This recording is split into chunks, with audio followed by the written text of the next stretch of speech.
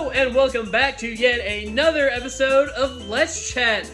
And today we're diving into something I think a lot of our movie and show aficionados out there will get a kick out of. But joining me today in this discussion, and no, before you guys roll your eyes, I'm not talking about anything fascinating, quote unquote. But of course, as not always, but occasionally, I'm joined by Mr. Shane Ison. Thank you for having me yet again, Eli. It's always a pleasure. Feels like I just saw you yesterday, man. Time flies, you know? When you're having fun. There you go. Anyway, to kind of change the pace and to adhere more to your nerdiness, I'm quoting you. You are a self-acclaimed nerd there. We're all a nerd about something. Exactly. Yeah. We all have a nerd inside of us. Oh, crap. Anyway, roll the clip. Did not like the movie. Why not? Couldn't get into it. Explain yourself. What didn't you like about it? It insists upon itself, Lois. What? So, Shane, are you at all familiar with the phrase, it insists upon itself? No, I'm not familiar with that phrase. What does it mean? So, that phrase means when a movie, show, or any kind of piece of media just really kind of shoehorns an ideology or lesson. Like, once they get the point across, they're still go on hammering it in. And it really kind of comes from the Family Guy gag where Peter confesses that he thinks The Godfather is, it insists upon itself, which I've never seen it, so I can't confirm or deny. But there are definitely pieces of media out there that do align with that. So, is there anything like that kind of comes off the top of your head? Oh, man. Well, as a, movie guy, I like to review movies and TV shows, and usually, a lot of times, the worst ones are reviewed are the ones that are really just too much. Let's use Captain America, Brave New World, because there is, I know you said earlier that when we talked about it, you haven't watched it yet, but it does kind of insist on itself without also driving a point. Mm-hmm. And it's a good movie, boom, boom, action figures fight, action. But also it's like trying to tell a political thriller story without actually picking a side. Mm-hmm. But it also insists on itself by not picking a side. Oh, yeah. And we live in a very decisive time politically. And for a movie that is a political thriller to not pick a political side either way is kind of just annoying. Yeah. It's like, just say something, man. Screw you, independent thinkers out there. It's either black or white. None of this gray nonsense. Something happened in the movie. I won't spoil it. Something happens in the movie, and you're like, drive home the point, man. They're injustice. Drive home the point, and then nothing happened. Oh. You had a prime opportunity to say something that is obviously in the back of people's minds, and you just don't do anything because you want to be political neutral in a political thriller. Bruh.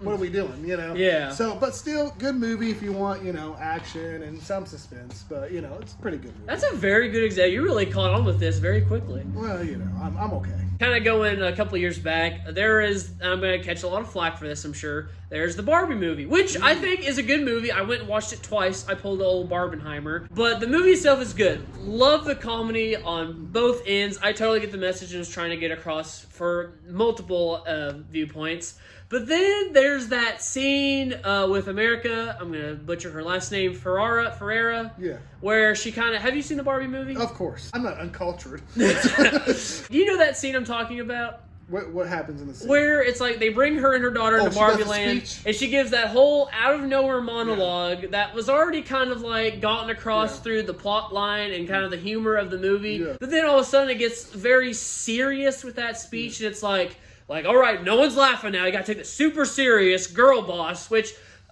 girl power. I don't know. I think there was a better method to do that. If they just kind of stuck to what they were doing instead of getting on a soapbox. Yeah, and the movie had moments where it would say a joke right after a serious moment. I think that, to me, that was the biggest downfall of the Barbie movie. It had a really good message, and the message was 100% true. Mm-hmm. And then it would follow it with Will Ferrell saying something stupid. Yeah. And it was like, haha, it's funny. What just happened to the serious part? Yeah. One scene in particular at the end when, Barbie talks to the original Barbie person again at the end. And then Will Ferrell says one of the funniest jokes in the movie. Oh yeah, she's the ghost. She lives on the 5th floor or something. Like, hilarious. But it's like he just broke like a super serious like moment, and I'm like, what are we doing? And then I feel like because of that, it was viewed as a comedy that actually traveled to reality. And the reason I say that is who won the awards in that movie? Mm-hmm. Not the Barbie. No, Margot Robbie. Not her. No. It was, what's his face? So he won the award, got to sing the song at the Golden Globes. Yeah. His song. Even he was baffled that he got it. Even though the movie had a very strong, positive, real message, it got turned into a joke because of the comedy. And I think movies sometimes seek into reality if they themselves don't, like, it almost like they become reality because they don't take themselves seriously. Yes. And it makes the message almost a joke because they made it into a joke. Does that make sense? No, that's why I kind of struggle with a lot of comedy series and movies, especially series, because there's like so many that are like comedy driven. Yeah. And so when they do have those serious moments, it kind of feels unorganic. Yeah. It's like, what was the, you ever watched the movie Game Night? I don't think I have, no. It's or the movie The Interview. I have watched The Interview. By the way, to me, I know the whole James Franco thing. The Interview is one of the greatest movies ever made. It is such a good movie. Such a good movie. And the story with it, that was crazy. One of the best lines when he goes up to Seth Rogen and says, be my Samwise. Like, I died. I just died right And dude, there. I quote all the time, you hate us because you ain't us. I can't think of the song Firework by Katy Perry without thinking of that movie. Such a fantastic That's probably my movie. favorite Seth Rogen, James Franco movie. Oh, yeah. End of the World was pretty good. This is the end? This is the end. That was a good one. That was a good one. There were some parts of that movie that made me, like, cringe. But it was also, like...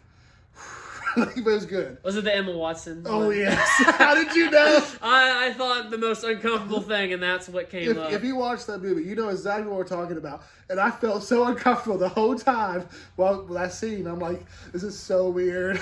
Side story here, but way back when we used to have an Orange Leaf, amazing frozen yogurt shop. It's a shame that it closed down. R.I.P. R.I.P. And I applied to work there. One of the questions was, "What is your favorite movie?" And at that time, "This is the end." But that is probably an awful answer because they're looking for like, "Oh, the Lego Movie, Batman," like something kind of family friendly. That I dropped. This is the end. You know, a movie where hell comes on earth and we see the shenanigans of these awful human celebrities. But the Channing Tatum part was hilarious. That was hilarious. That was awesome. You know what the funny, like, well, not funny, but like if you just went full like Saving Private Ryan or something. That, yeah. They'd be like, A Clockwork Orange. That's why I want to work at Orange Leaf. I don't think this is the job for Actually, you. I'm banned there. But no, I'm glad you mentioned the Channing Tatum scene because Danny McBride, he's been in a show I've been watching recently, The Righteous Gemstones. Have you watched that? I have not. That, I wouldn't say it insists upon itself, but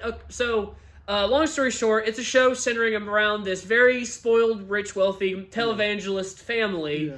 And I get the point is to show like, a lot of this can be seen as scammy, or like there's like a dark underbelly even to something like this. But gosh, like, you know how Danny McBride is? Yeah. He's still Danny McBride. It's like the show is way too extreme for I think the point it's trying to get across. Yeah. Even though as much as I love the show The Office, The Office I think also suffers from that just being too extreme. Like, because you look at the show The Office and you can see people in your workplace that act like those people. Yeah.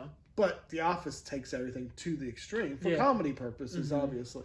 But it's shows do take things to the extreme because they insist on themselves. The show I just recently finished, Cobra Kai, season 6 just ended, and I followed that show from the very beginning from YouTube Red. If you remember YouTube Red. Do you remember YouTube Red? I do, but I did not pay into that. No, I did when Cobra Kai came out. I paid them the money. I had to see it. And then when Netflix bought the show, until the last episodes aired a couple weeks ago, that kind of rhymed. But it's just, that show, it was a great show from start to finish. It knew exactly what kind of story it wanted to tell. But at the same time, it kind of suffered from what we're talking about. There was just like, it insists on, these are the things we want to talk about. So these are the things that are going to happen over and over and over, whether you like them or not. So, and sometimes it got repetitive, but it ended on such a good note that I forgive its imperfections. So, do you know the show Alice in Borderland? I have not watched it, but it's on my list. It's really good. If you like Squid Game, I highly insist. My wife and I got into it. She's more so into it, and it's based on a manga series, so it almost feels like a live-action anime when you're watching it. Season 1's really good. Season 2's a lot more cartoony, and they're like really leaning into that. But the point and message they're trying to get across from that is like life is precious, and the way they do that, it's like the main character Arisu, he gets depressed during the episode and then has some big, deep spiritual talk with somebody, and it inspires him. You think he's gotten this character development, but then the next episode just resets, and it does that. And a lot of shows are guilty of that, where there's like no good, concise character development. It's just the repeated problem over and over and over, and the whole thing is like, what's the meaning of life? Is it to live for something or just living to live? That kind of whole thing. And I'm sorry if I'm spoiling anything for you. No, it's yeah, I still recommend it. It's very interesting. But that's like the opposite of one of my favorite TV shows, Breaking Bad. Oh, yeah. Breaking Bad is to me, the perfect example of long-term character development. Have you watched it? Yes, and Better Call Saul and El Camino. Oh, my gosh. No, I haven't watched Better Call Saul. Oh. But I heard it's good. It is so good. You might be a fan of this show. Because I actually stopped watching it after season 3 or 4 was Dexter. I never watched Dexter. No. So, you know what Dexter's about, serial killer, Yeah. It's a police officer. By season 3 or 4, it was like, I'm just watching the same show over and over, just introducing new characters, which I get it, but he's not developing any character development. And I know people told me, Shane, if you kept watching, but like by season 2, 3, and 4, I'm like, if he hasn't developed like some character development, like I'm just kind of stale at this. It's like this whole series just became filler. And again, people told me you got to watch, season 5 or 6 or whatever, how many there is, and he really, changes this and that, and which is awesome. But man, it's like that's 20 some episodes per season. Ooh. Now, to get into the nerdum, one of my favorite cartoons. Oh. If you've watched it, X-Men 97. That just came out recently. It came out last year. They took the X-Men animated series that viewed in the 90s, and since Marvel now owns that property, they made a new season and a continuation of that show, and they did a really good job, developing characters and pushing the envelope of the story. And it was almost like every episode was like, how far could we push the envelope and stress these characters and push them to their strengths and weaknesses. And that show is irresponsibly good. It's so good how they did it, how they wrote it. In this new season, they're not afraid to do things that they were afraid to do in the 90s. So, because in the 90s, you can't show blood. Like Wolverine couldn't cut anybody.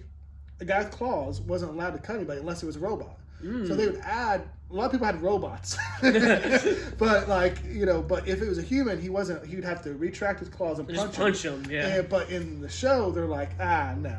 People are adults. Gotta be practical. Come on. So they actually, let him cut people. Oh, wow. Yeah, he cut Magneto and they showed the whole thing. Wow. They let the characters develop into things that we wanted to see in the 90s, but we were too young.